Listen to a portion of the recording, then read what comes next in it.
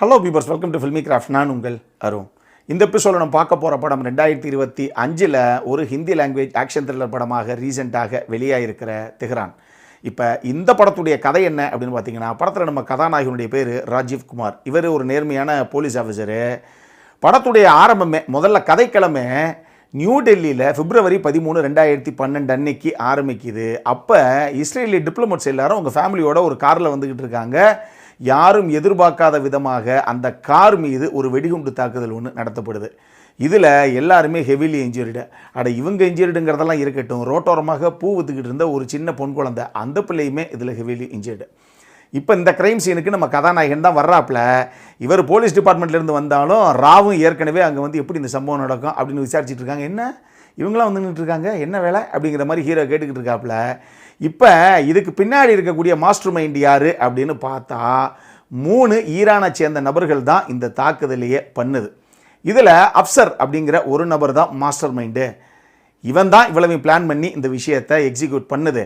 இதில் மேட்ரு என்னென்னா, இந்தியாவில் மட்டும் கிடையாது, ஜார்ஜியாவில், தாய்லாந்துலன்னு சொல்லி இந்த 3 இடத்துலையுமே அட் அ டைமில் இந்த மாதிரி ஒரு வெடிகுண்டு தாக்குதலை நிகழ்த்தணும் அப்படிங்கிறது தான் இவங்களுடைய திட்டமாக இருந்திருக்கு அப்படின்னு நம்ம ஹீரோ கண்டுபிடிச்சி டிபார்ட்மெண்ட்டில் போய் சொன்னால், டிபார்ட்மெண்ட்டில் என்ன சொல்கிறாங்கன்னா, தம்பி எல்லாம் ஓகே தான், சூப்பராக வேலை பார்த்துருக்கீங்க, வெரி குட் வெரி குட், நீங்கள் இந்த கேஸ் அப்படியே விட்டுருங்க அப்படிங்கிறாங்க. இந்தியன் கவர்மெண்ட்டும் சரி, போலீஸ் டிபார்ட்மெண்ட் சைட்லேருந்து ஹையர் அஃபீஷியல்ஸும் சரி. என்ன சார் நடக்குது, ஒரு பச்சை பொன் குழந்தை பூவுக்கு ரோட்டோரமாக உட்காந்து அந்த ஒரு பிள்ளைக்கு இந்த நிலவரமாக இருக்குது, நீங்கள் என்ன விட்டுருங்கன்னா என்ன அர்த்தம் அப்படின்னு அவங்க என்ன சொல்கிறாங்க, தம்பி நல்லா புரிஞ்சுக்க, தாக்குதல் பண்ணது யார், ஈரான்காரன், தாக்கப்பட்டது யார், இஸ்ரேலி டிப்ளமேட்ஸு. இது அந்த 2 நாட்டுக்குமான சண்டை. இந்த இப்போ போயிருக்கு, கொஞ்ச நாளுக்கு முன்னாடி நடந்துச்சு ஒரு போர். அதனால் அவங்க 2 நாட்டுக்கும் இடையில் இருக்கக்கூடிய ஒரு சண்டை, இது நமக்கு தேவையே கிடையாது, நீ மாட்டுக்கு ஒதுங்கி நின்று வேலை பாரு அப்படின்னு சொன்னால், ஹீரோ என்ன சொல்கிறாப்புல, என்ன சார் நம்ம நாட்டை சேர்ந்த ஒரு பச்சை பொன் குழந்தை தானே கடைசியாக இந்த மாதிரி பெரிய ஹெவிலி இன்ஜூர்ட் ஆச்சு, அதுவும் தாக்குதல் நடந்தது நம்மளுடைய தாய்மண்ணில், எப்படி பார்த்துட்டு இருக்க சொல்கிறீங்க, அதெல்லாம் என்னால் விட முடியாது அப்படின்னு.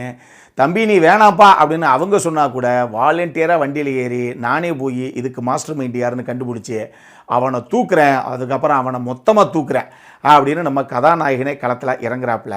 இதுக்கப்புறம் அவரை எதிர்பார்க்காம அடுத்தடுத்து அரங்கேறின சம்பவங்கள் தான் இந்த படத்துடைய மொத்த கதையை.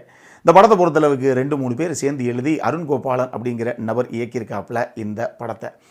இந்த படத்துடைய இந்த கோர் பிளாட் இருக்குது பார்த்தீங்களா, இதுவே கூட நியூ டெல்லியில் February 13, 2012 அன்னைக்கு உண்மையாகவே இந்தியாவில் நியூ டெல்லியில் இந்த மாதிரி இஸ்ரேலி டிப்ளமேட்ஸ் மேலே ஒரு மிகப்பெரிய தாக்குதல் ஒன்று, வெடிகுண்டு தாக்குதல் ஒன்று நிகழ்த்தப்பட்டது.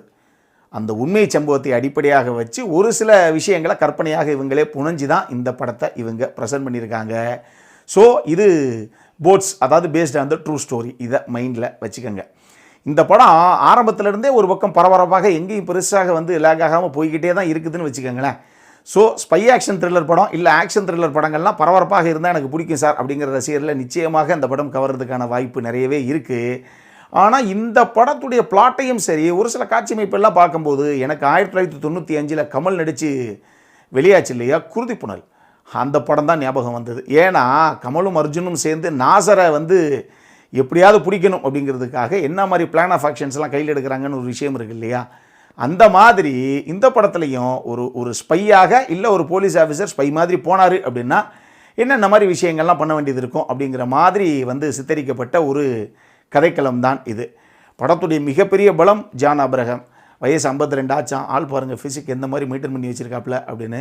இந்த கதாபாத்திரத்துக்கு என்ன தேவையோ முடிஞ்ச அளவுக்கு அதை நேர்த்தியாக அந்த கேரக்டரை புல் ஆஃப் பண்ணியிருக்காரு அவர் போக நீரு பஜ்வாவும் சரி, மனுஷி சில்லரும் சரி, 2 பேரும் அந்தந்த கதாபாத்திரத்துக்கு என்ன தேவையோ அதை நீட்டாக பண்ணியிருந்தாங்க. சப்போர்ட்டிங் காஸ்ட்டில் உள்ளே வந்துட்டு போனவங்க எல்லாருமே என்னென்ன தேவையோ அந்தந்த கதாபாத்திரங்களை நேர்த்தியாகவே ஸ்க்ரீனில் கொண்டு வந்திருந்தாங்க அப்படின்னு நான் சொல்லுவேன்.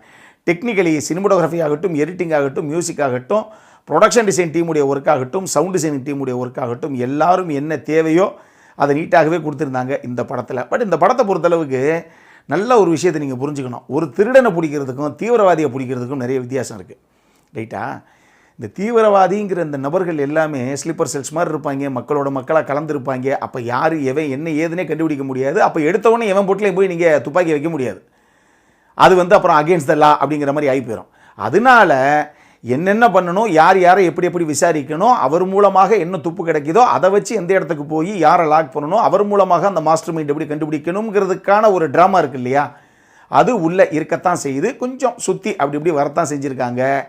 இந்த ஃபீல் உங்களுக்கு படம் பார்க்கும்போது வரும். ஒரு சில இடங்கள் கொஞ்சம் ஸ்லோவாக போதோ அப்படின்னு. அதனால் நான் முதல்ல உங்களுக்கு சொல்கிறேன்.